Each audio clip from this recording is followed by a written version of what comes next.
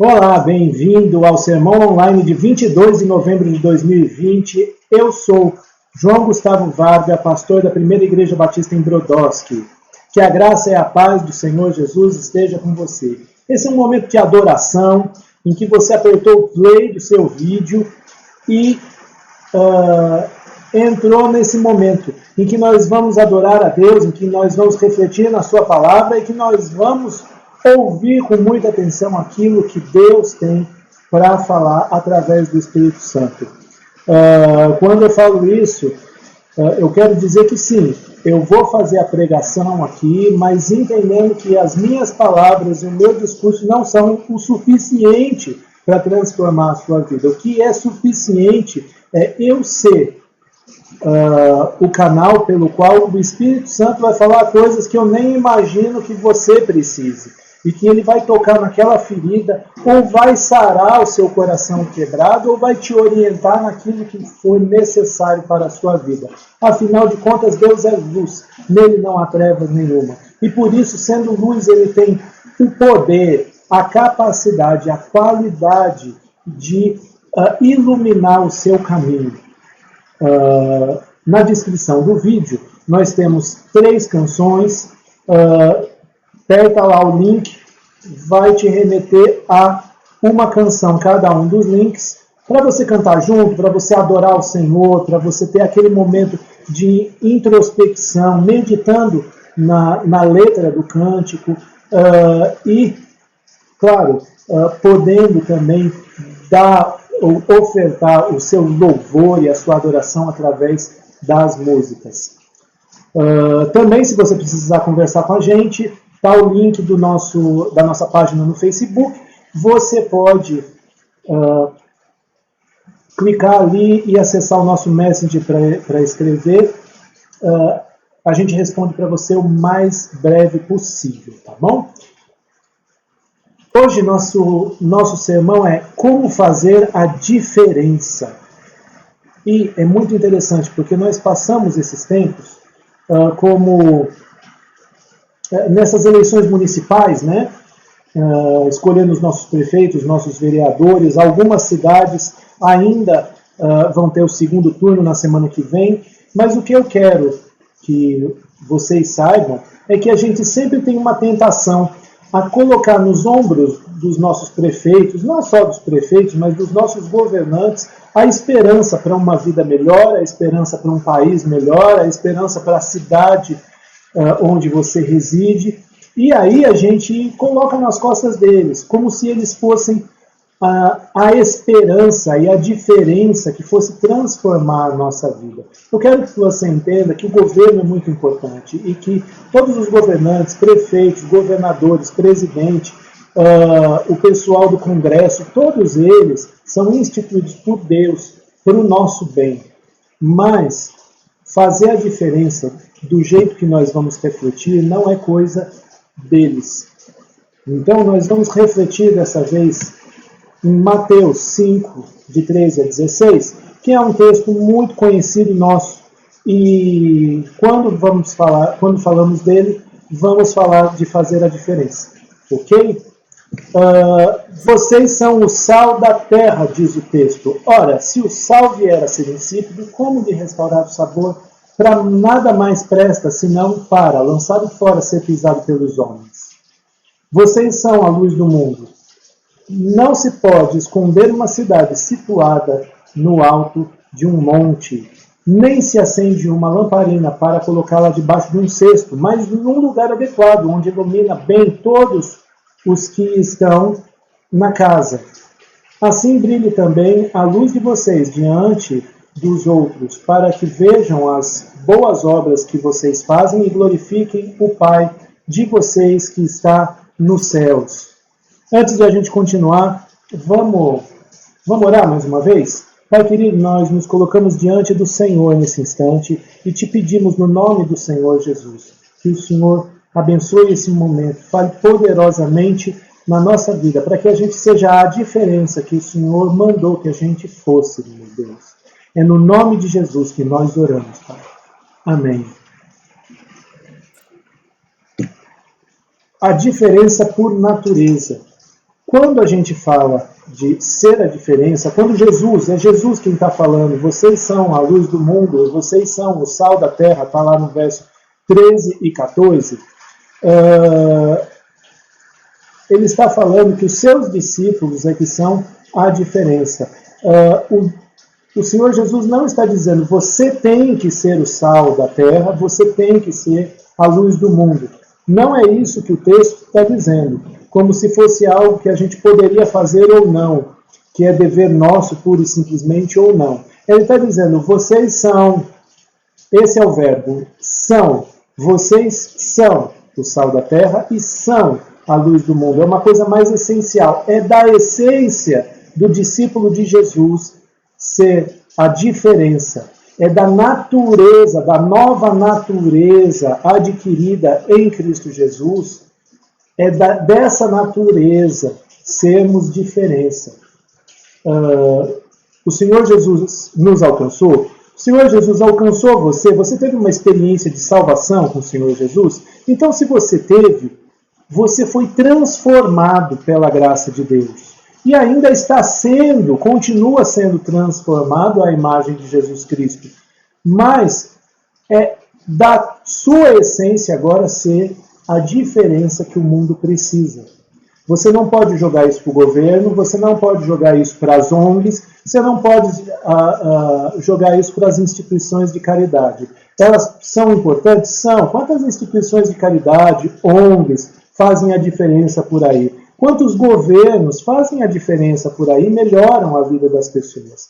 Mas eles não são o sal da terra e a luz do mundo. Quem é sal da terra e luz do mundo é o povo de Deus, o povo que Deus conquistou para si mesmo através de Jesus Cristo. Olha só, lá em Efésios 2, Deus está falando que Ele nos salvou pela sua graça. Pela graça dele nós somos salvos. Isso não vem das nossas obras, isso não vem dos nossos méritos, é somente pela graça de Deus que nós somos salvos. Mas chega no versículo 10, ele diz assim, pois somos feitura dele, criados em Cristo para boas obras, as quais Deus de antemão preparou para que andássemos nelas. Olha só que negócio interessante. Nós somos feitura dele, criados em Deus para as boas obras. Isso quer dizer, meu amigo, que se você teve uma experiência com Jesus e ele te transformou, então você é um poema. Essa palavra feitura no original grego quer dizer obra de arte. Você é literalmente o poema de Deus. E por que ele te transformou? O que ele exige ou quer de resultado diante da sua transformação, da transformação que ele operou em você? Que você seja diferença positiva aonde quer que você vá. Essa é uma natureza que ele colocou em você. É da essência, mais uma vez eu vou dizer, é da essência do discípulo de Jesus, ser a diferença positiva que o mundo precisa, que as pessoas ao seu redor precisam, que as pessoas no seu caminho precisam. E por isso, nós vamos pensar aqui em 5 propriedades do discípulo de Jesus Cristo que faz a diferença como ninguém mais faz e que, portanto, nos identifica como sal da terra e luz do mundo. A primeira é a diferença com relação à santidade. Nós somos um povo santo e isso é a diferença que nós fazemos nesse mundo. Olha o que diz Deuteronômio 7:6. Porque vocês são povo santo para o Senhor, seu Deus. O Senhor, seu Deus, os escolheu para que, de todos os povos que há sobre a terra, vocês fossem o seu povo próprio. Vamos falar uma coisa aqui. Se você é de Jesus, se você é discípulo de Jesus, a sua vida não é uma coisa que você vai tocar do jeito que você quiser. Você é propriedade de Deus. Isso é o que quer dizer que você é santo. Você é propriedade de Deus. E agora você vai viver para agradar ao Senhor. Olha o que diz também em Deuteronômio 18:9. Quando vocês entrarem na terra que o Senhor, seu Deus, lhes der, não aprendam os costumes abomináveis daqueles povos. Você vive no meio de um monte de gente, uma série de colegas de trabalho, uma série de colegas de escola, você vive entre a sua vizinhança, você pega ônibus com uma galera aí, você está aí no trânsito, você vai ao supermercado rodeado de um monte de gente que está comprando também. Enfim, você está cercado de pessoas. Se elas são pessoas perdidas nos seus delitos e pecados, então elas vão viver de acordo com a escravidão do pecado. A nossa sociedade tem valores dos quais não são os valores de Cristo Jesus, não são os valores de Deus. E a gente precisa tomar cuidado, portanto, para a gente não viver do jeito que os outros vivem, porque nós não fomos chamados para viver e para fazer aquilo que todo mundo faz. Como dizia alguns dos nossos pais, você não é todo mundo, você é filho de Deus agora. E, portanto, faz parte de um povo que é propriedade de Deus, família de Deus. E você não faz como todo mundo faz, não pensa como todo mundo pensa, porque você abraçou para a sua vida os valores do reino de Deus, aquilo que interessa para Deus é aquilo que vai passar a te interessar. Você vive para agradar a Deus. Então, quando ele fala que a gente precisa fazer ou viver de determinada forma que o agrade, a gente segue esse caminho, segue esse comportamento, essa ética, porque nos resta, como propriedade, povo de propriedade de Deus, a gente viver para agradar ao Senhor. Olha só o que diz lá em Romanos 12:2, que fecha a nossa meditação nessa primeira diferença. Não vivam conforme os padrões deste mundo, mas deixem que Deus os transforme pela renovação da mente, para que possam experimentar qual é a boa, agradável e perfeita vontade de Deus. Romanos 12:2. Ele está fechando a ideia de Deuteronômio dizendo: vocês não são todo mundo, portanto não vivam conforme os padrões desse mundo. Deixem que Deus, através do seu Espírito Santo, renove a sua mente para você poder pensar e agir de acordo com aquilo que é da vontade de Deus, para que vocês possam experimentar a vontade de Deus, sabendo que essa vontade é boa, agradável e perfeita. A gente vive essa vontade na obediência ao Senhor, na condução do Senhor, e não vive de acordo com os padrões do mundo, porque os padrões do mundo não nos interessam enquanto pessoas que vivem no reino de Deus. Além disso, nós somos diferentes no amor. Olha só o que diz Mateus 5, 44 e 45. Eu, porém, lhes digo, amem os seus inimigos e orem pelos que perseguem vocês, para demonstrarem que são filhos do Pai de vocês que está nos céus. Porque ele faz o seu sol nascer sobre maus e bons e vir chuva sobre justos e injustos.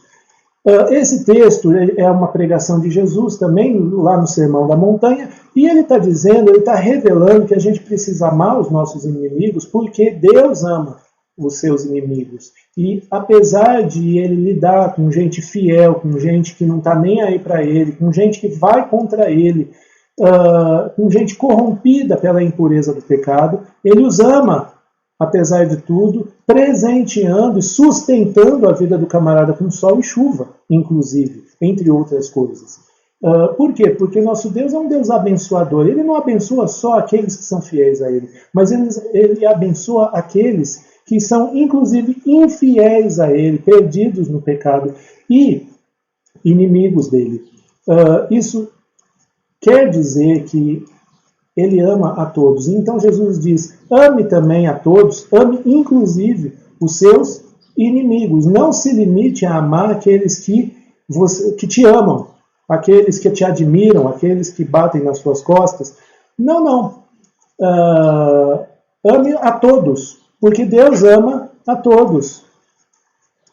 Então, a proposta aqui é uma proposta impressionante, que é ame as pessoas como Deus ama as pessoas. Deus ama de maneira perfeita e intensa e especial cada uma das pessoas. Deus ama você, Deus ama a mim, e o que ele está falando, o que Jesus está nos ensinando é que seus discípulos precisam amar as pessoas como Deus ama as pessoas.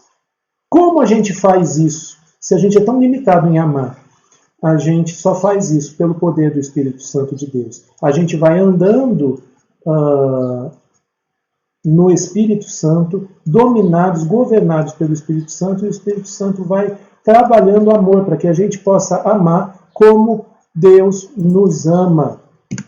A outra diferença aqui é a diferença na oração. Olha o que diz o apóstolo Paulo. Antes de tudo, peço que se façam súplicas, orações, intercessões e ações de graça em favor de todas as pessoas. Orem em favor dos reis e de todos os que exercem autoridade, para que vivam vida mansa e tranquila, com toda piedade e respeito. Isto é bom e aceitável diante de Deus, nosso Salvador, que deseja que todos sejam salvos e cheguem ao pleno conhecimento da verdade. 1 Timóteo 2, de 1 a 4. O que o apóstolo Paulo está dizendo é, não importa o que você faça, ore o tempo todo. Ore por todas as pessoas que você conhece. Ore por todas as pessoas para que elas sejam salvas. Ore pelas dificuldades das pessoas. Ore pelos governantes. A gente às vezes reclama muito dos governantes e ora pouco por eles. Ore pelos seus governantes. É para orar por todas as pessoas em qualquer situação. Você está feliz? Ora. Você está triste? Ora. Você está com uma dificuldade? Ore. Em qualquer situação. Você está com dúvida? Precisa orar. Você teve uma vitória, uma coisa bacana, você conquistou um negócio, ore agradecendo ao Senhor. Ore em todo o tempo. Por quê? Porque a Bíblia diz que pelo sangue de Jesus foi aberto um novo e vivo caminho. Está lá em Hebreus 10. E esse novo e vivo caminho nos dá acesso ao santuário de Deus. O Senhor Jesus também diz assim, eu sou o caminho, a verdade e a vida. Ninguém vem ao Pai senão por mim. Jesus é o caminho. Através do seu sangue, ele abriu o caminho para que a gente pudesse ter contato com Deus. Nós somos as pessoas que podem ter intimidade com Deus. E, portanto, nós somos um povo sacerdotal. Você é sacerdote, eu sou sacerdote. Dos menores aos maiores, as pessoas são sacerdotes em Cristo Jesus. Se tiveram, então, um encontro de salvação com Jesus, essa é a nossa realidade, essa é a nossa identidade em Cristo. Nós somos sacerdotes. Não pense que eu, enquanto pastor, eu sou o único sacerdote na minha igreja. Não. Todos aqueles que são crentes e que estão ali na comunidade da Primeira Igreja Batista em Brodowski são sacerdotes junto comigo. A diferença é que eu exerço o sacerdócio, inclusive sendo pastor. E você? Você exerce seu sacerdócio como? Como Deus lhe chamou para exercer o seu sacerdócio? Eu posso não saber, mas uma coisa é mais geral no nosso sacerdócio. Nós temos contato com o nosso Deus e Pai do Senhor Jesus Cristo. Portanto, você pode levar aquela oração, aquele sofrimento, aquela angústia do seu colega de trabalho diante do Pai. Ele, se ele está perdido nos seus delitos e pecados, ele está separado de Deus, ele está morto, espiritualmente morto. Ele não tem acesso a Deus como você tem acesso a Deus. Portanto, chega diante de Deus e interceda por esse moço, por essa moça, seu colega, seu vizinho, seu parente. Pode até chegar para ele e falar assim, eu vou orar por você, estou orando por você. Porque você tem o acesso a Deus pelo sangue de Jesus. Essa é uma diferença que o governo não pode fazer, que as ONGs não podem fazer, que as associações de caridade não podem fazer.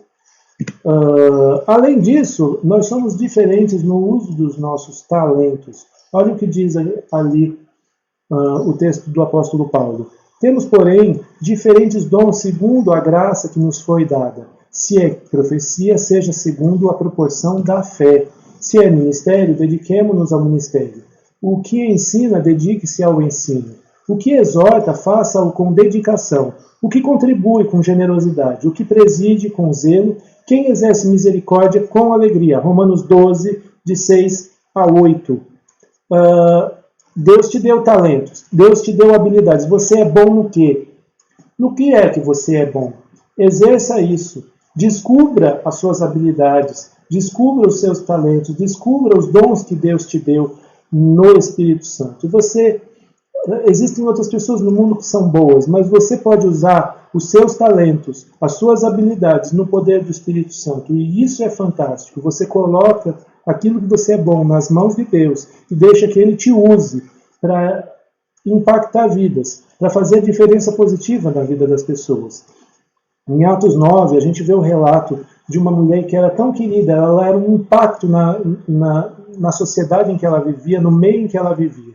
E ela morreu. E essa mulher que morreu, ela se chama Dorcas, ou se chamava, na verdade, né? Ela era tão importante, tão estimada, que chamaram o apóstolo Pedro para orar, para ver se ela ressuscitava. Porque ninguém queria perdê-la. E ela era o quê? Ela era uma grande pastora? Ela era uma líder que movia multidões? Não. Ela era costureira. Ela fazia e consertava roupas e atendia os pobres com aquilo que ela sabia fazer, que era costurar. Então, o que você sabe fazer? Quais são as suas habilidades? Coloca diante de Deus e deixa Deus usar através do poder do Espírito Santo para que você seja a diferença positiva através das suas habilidades.